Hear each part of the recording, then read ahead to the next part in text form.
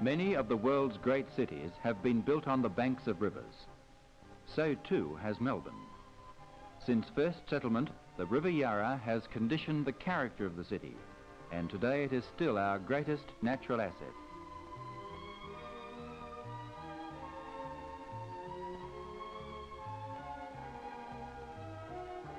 The Yarra rises in the mountains of the Great Dividing Range 100 kilometres east of Melbourne at Mount Gregory. The broad area bordering the river is the major water catchment for the city. The Upper Yarra Reservoir is an important part of the water supply system, damming the headwaters of the river.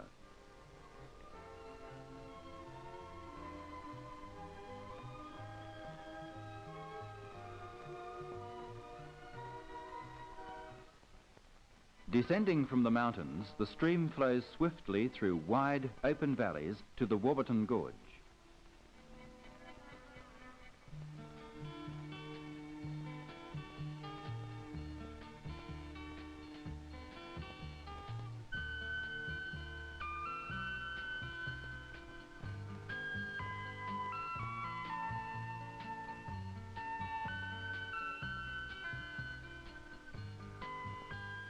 Emerging from the gorge, the mood of the river changes. The rapids give way to graded reaches passing through a wide floodplain and gently sloping hills. The plain near Yarra Glen is over 3 kilometres wide.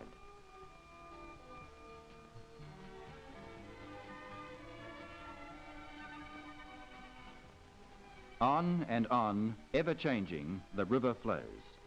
Through the Warramite Gorge near Templestowe, to a broad, mature valley with wide alluvial flats.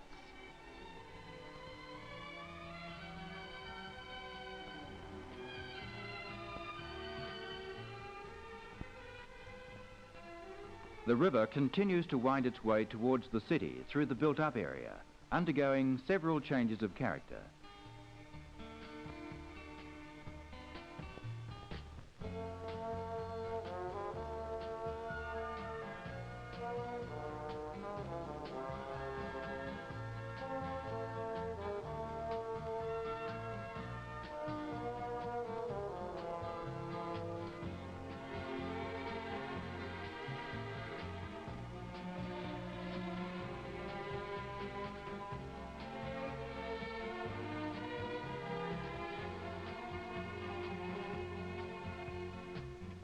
Near the city, the river widens with a narrow floodplain extending to Prince's Bridge.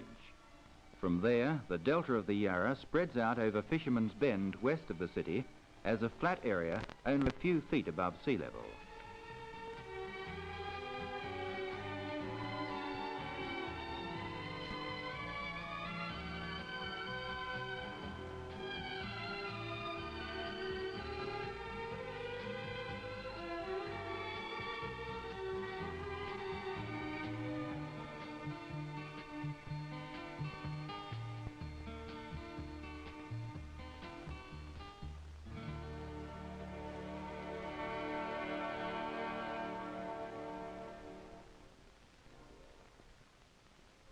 Moving along the river, the scene is constantly changing. The mouth of the river accommodates the Melbourne Port Complex.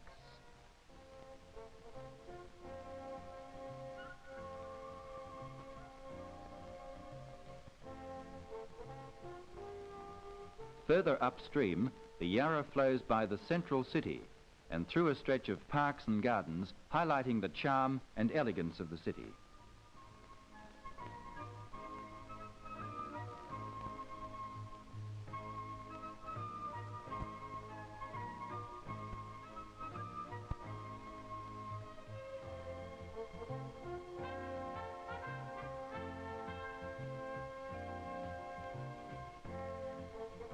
And further on, by contrast, we see the semi-natural bushland of Studley Park.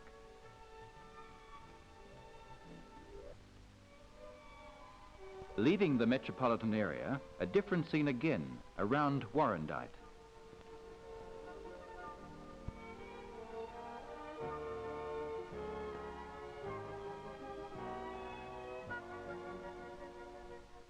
From here, we move through gently undulating farmlands and rolling hills to the rugged mountains of the Great Divide and on until we reach the Upper Yarra Reservoir.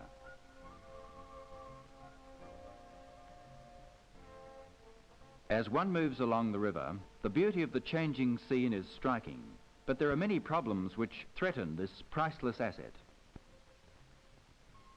Modern man produces many wastes, dumping them into rivers, creating open sewers. The Yarra is no exception.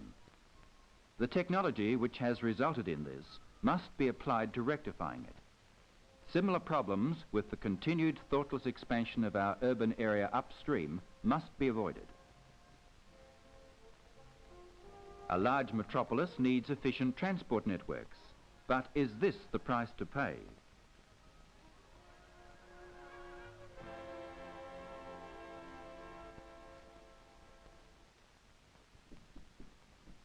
Too often, areas of natural beauty have been obliterated by thoughtless industrial expansion. Let this serve as a warning. The pressure of Melbourne's expanding population. It must not force us into accepting the destruction of our precious open space.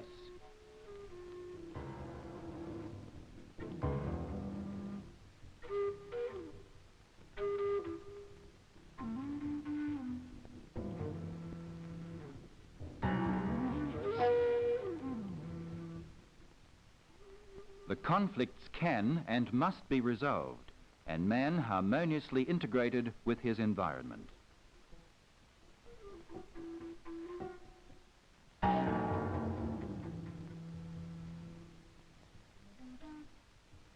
Recognising this, the Town and Country Planning Board, Victoria's state planning authority, has prepared a statement of planning policy to guide planning for the Yarra Valley.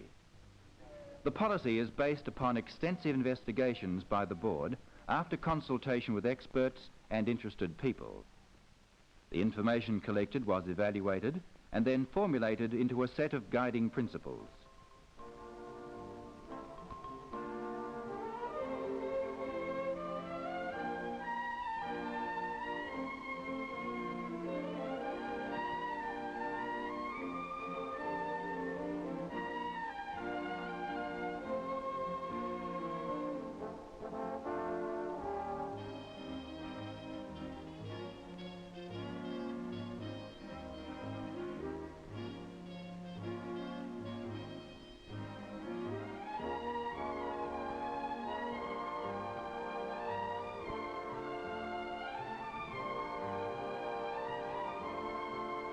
The completed statement of planning policy for the Yarra Valley was presented to the Executive Council by Local Government Minister Hunt and was approved on the 7th of September 1971. The planning policy provides that the Yarra Valley and its environs shall be planned primarily as an open space system for nature conservation and recreation, with provision, where appropriate, for primary production and forestry. It also recognises the potential of the area for further large-scale water supplies. The policy pays particular regard to the natural resources of the area because their value and diversity are an important social and economic asset to the whole state.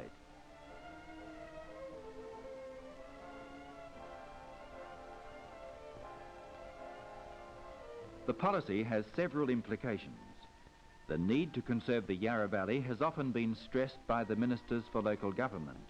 In March 1970, the then Minister, Mr. R.J. Hamer, stated, "We are determined to preserve this and to ensure that it is kept open along with other similar areas of open space and parkland as a place where urban populations of the future can find recreation, peace and restoration."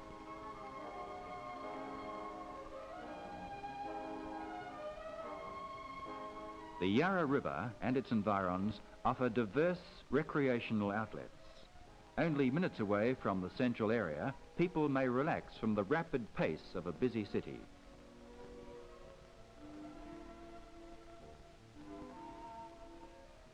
The provision of amenities such as these gas barbecues helps people gain a fuller appreciation of the river and its surrounds.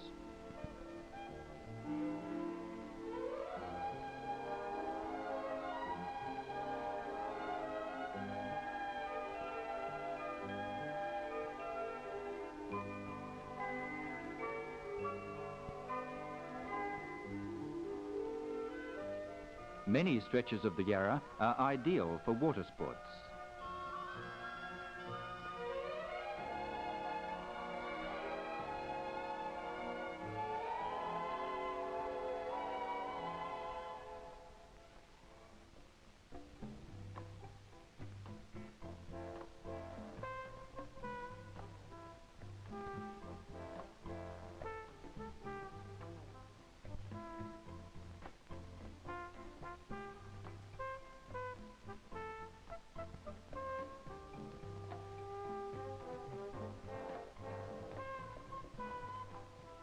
The area bordering the river also offers scope for many sporting activities. Here, one of the many golf courses extending upstream from Studley Park.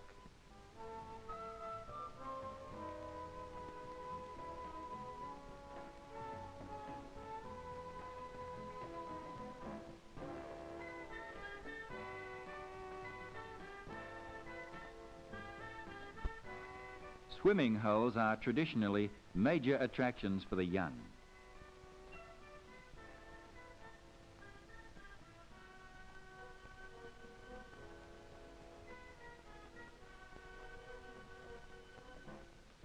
But it's not only the young who enjoy casting a line. With all these activities, action is necessary to protect and preserve the plant and animal life in which the area is so rich.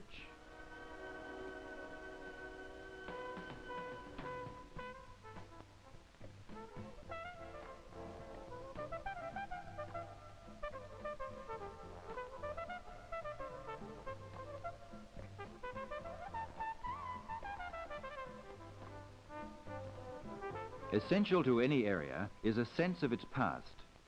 The valley is closely associated with the development of Melbourne, and its historic aspects should also be preserved as part of our heritage.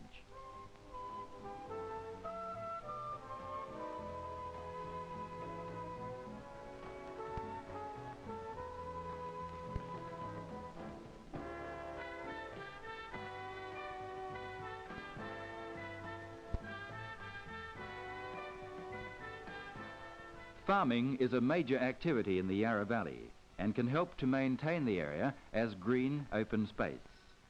Well-managed soil supports small, intensive pastoral properties, orchards, market gardens and stud farms.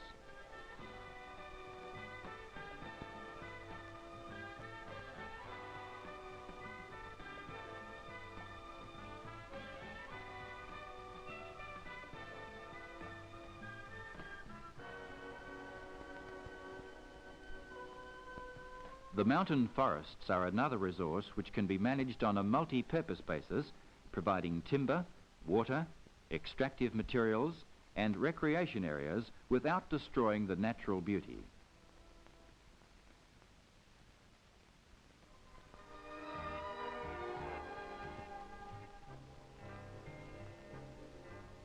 Man can utilize the resources of the area while maintaining its beauty for his enjoyment. Only in the upper reaches of the valley is the importance of maintaining the catchment in its natural state so great that the area is managed on a single-use basis, excluding man and his activities.